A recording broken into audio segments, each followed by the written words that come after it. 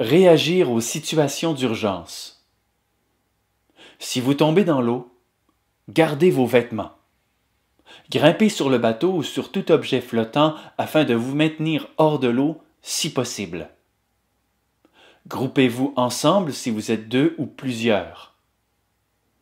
Si vous êtes seul, adoptez la position fétale afin de garder le maximum de chaleur aux organes vitaux. Si vous êtes en groupe, assurez-vous de la présence de chacun. Chavirement et naufrage. Les mesures à prendre lorsqu'une embarcation de plaisance chavire, est submergée ou s'échoue sont les suivantes. Enfilez les vêtements de flottaison individuels. Demeurez à proximité de l'embarcation. S'assurer que tout le monde est présent. Utilisez ou montrez des signaux traduisant la détresse, selon le cas.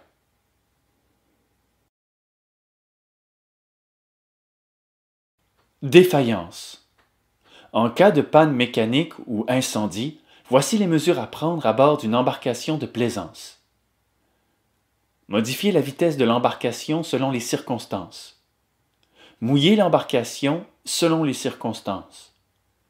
Faire enquête sur le problème. Corriger la situation dans la mesure du possible. Au besoin, utiliser ou montrer des signaux traduisant la détresse et le besoin de secours, selon le cas. L'opérateur d'une embarcation de plaisance se doit d'effectuer un entretien périodique de tout son équipement nautique de façon à ce que tout fonctionne adéquatement, réduisant ainsi la probabilité de défaillance. Personne à la mer. Lorsque vous constatez qu'une personne est tombée par-dessus bord, vous devez donner l'alerte et vous devenez immédiatement la vigie, c'est-à-dire que vous ne devez pas quitter des yeux la personne qui est tombée par-dessus bord. Une autre personne lance une bouée de sauvetage munie d'une ligne d'attrape flottante. Le conducteur de l'embarcation doit demeurer à proximité de la personne naufragée tout en ralentissant. Il approche la personne en demeurant sous le vent.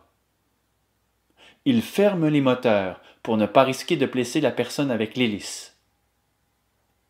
Il récupère la personne à la mer à l'aide de l'échelle ou d'un harnais. Il est important d'informer les personnes à bord de l'emplacement du matériel de sécurité, des tâches à accomplir en cas d'urgence et du mouvement de l'embarcation.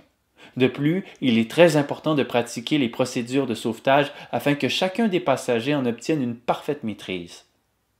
Dans le cas d'un éventuel besoin, les chances de survie de chacun seront grandement accrues. Fuite d'eau dans la coque. Premièrement, il faut localiser d'où provient cette infiltration d'eau. La coque est-elle perforée? Un accessoire sous l'eau comme la prise d'eau pour le refroidissement du moteur est-il défectueux? Le dispositif situé à l'arrière du bateau permettant la vidange d'eau est-il bien fermé? Une fois que la source d'entrée d'eau est découverte, il importe de réparer le bris de façon à arrêter l'infiltration d'eau. S'il s'agit d'un passe-coque sous l'eau, un bouchon quelconque peut être utilisé afin de fermer l'ouverture. Si le trou est juste sur la ligne d'eau, il faut faire incliner le bateau, afin de garder la fissure hors de l'eau. Lorsque la fuite d'eau est colmatée, il importe de vidanger l'eau du bateau en utilisant la pompe de cale ou les écopes. Si en dépit de tous les efforts, l'eau s'infiltre toujours dans le bateau, et ce de façon à mettre la vie du conducteur et des passagers en danger, il faut demander de l'aide en utilisant le canal 16, m'aider et ou en utilisant des fusées pyrotechniques. Vous devez avoir à bord en tout temps les outils et le matériel nécessaires à la réparation de la coque. Une réparation temporaire assure un délai suffisamment long pour se rendre sur la rive.